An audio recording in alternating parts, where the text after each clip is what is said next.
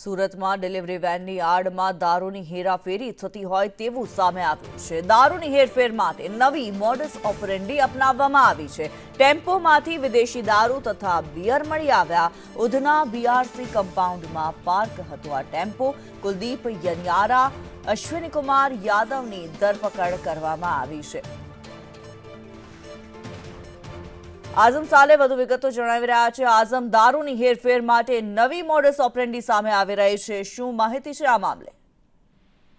કાફેની delivery વાનની આડમાં દારૂની હેરાફેરી કરવાની એક નવી મોડસ ઓપરેન્ડી પકડાઈ છે। મહત્વની વાત છે કે ઉધના પોલીસ જે છે તેમને બાતમી મળી હતી કે ઉધના બીઆરસી કમ્પાઉન્ડના લક્ષ્મી નારાયણ ઇન્ડસ્ટ્રીઝમાં પાર્ક કરેલો જે ટેમ્પો છે તેના અંદર દારૂ છે। પોલીસે રેડ કરી હતી, પોલીસ પણ ચોંકી ગઈ હતી, કારણ કે જે કાફેનો સામાન, બેકરીનો સામાન હોય છે તેના અંદરથી આ દારૂની હેરાફેરી થતી હતી।